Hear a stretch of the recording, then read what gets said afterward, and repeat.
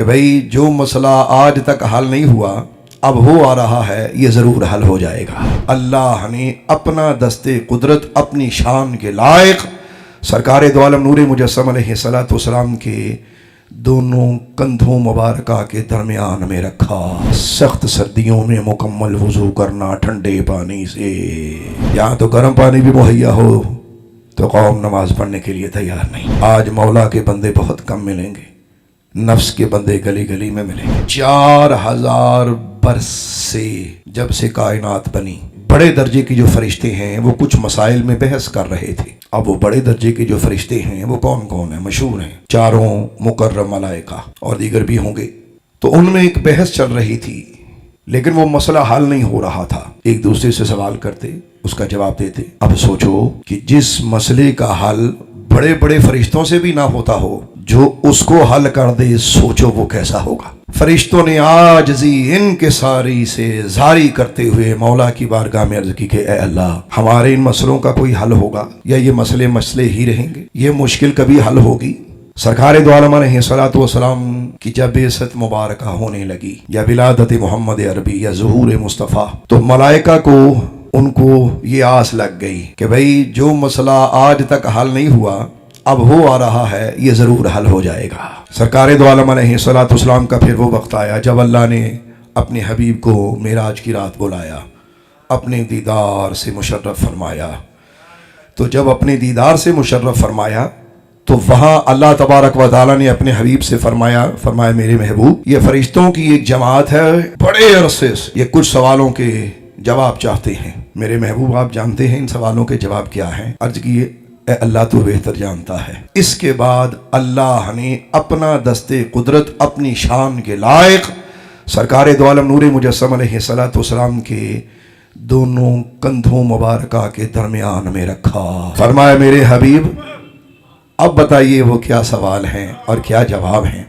سرکار دو عالم علیہ السلام نے اللہ کی بارگاہ اقدس میں عرض کر دیے، جو پہلے نہ بولے وہ اب بتا دیے۔ جب بارگاہ رب العزت میں ان سوالوں کے جواب ہو گئے، اب رب کائنات نے فرشتوں کو خود ہی فرمایا کہ آؤ پوچھو، میرا حبیب آج تیار ہے ان سوالوں کے جواب کے لیے جو 4000 سال سے تمہارا مسئلہ حل نہیں ہو رہا، آج حل ہو جائے گا۔ وہ ذرا سنیے گا۔ سب سے پہلے حضرت سیدنا اسرافیل علیہ السلام نے سرکار دو عالم علیہ السلام کی بارگاہ میں عرض کیا کہ یا رسول اللہ بتائیے کفارات کیا ہیں، یعنی جن کے سبب سے انسان کو بخش دیا جاتا ہے۔ تو سرکار دو عالم علیہ السلام نے 3 چیزوں کا ذکر فرمایا۔ ان میں سے پہلی چیز فرمایا سخت سردیوں میں مکمل وضو کرنا ٹھنڈے پانی سے، یہاں تو گرم پانی بھی مہیا ہو تو قوم نماز پڑھنے کے لیے تیار نہیں۔ دوسرا فرمایا کہ با جماعت نماز ادا کرنے کے لیے اپنے گھر سے پیدل نکلنا۔ اور تیسرا نبی کریم علیہ السلام نے ارشاد فرمایا کہ ایک نماز ادا کی اور دوسری نماز کا انتظار کرنا، یعنی اس انتظار میں رہنا کہ کب اللہ کے گھر سے مجھے بلاوا آئے، میں اپنے رب کے گھر کی طرف چلا جاؤں۔ یہ 3 جواب جب سرکار دو عالم علیہ السلام نے عطا فرمائے، اس کے بعد حضرت میکائیل نے یہ سوال کیا کہ یا رسول اللہ بتائیے درجات کیا ہیں؟ تو میرے آقا نے فرمایا بھوکوں کو کھانا کھلانا، نمبر 2 سلام کو لوگوں میں عام کرنا، اور نمبر 3 رات کو مصلی پہ اس وقت کھڑے ہو جانا جب خدائی سو جائے۔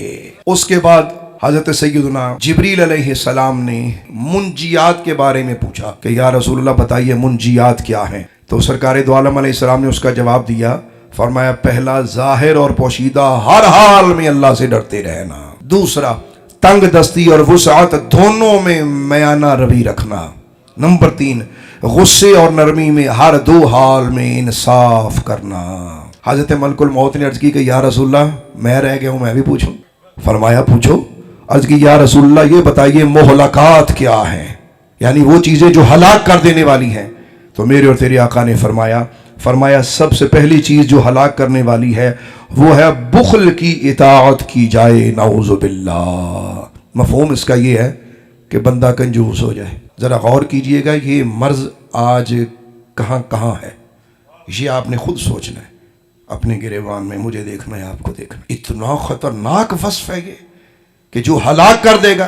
دوسرا فرمایا کہ نفسانی خواہش کی پیروی کرنا، یہ بھی ہلاک کرنے والی چیزوں میں سے ہے۔ آج مولا کے بندے بہت کم ملیں گے، نفس کے بندے گلی گلی میں ملیں گے، خواہشوں کے بندے ہر قصبے میں ملیں گے، چاہتوں کے بندے ہر ملک میں مل جائیں گے۔ خود انسان خود نفس کا غلام ہے، خود نفس کا غلام ہے، نعوذ باللہ۔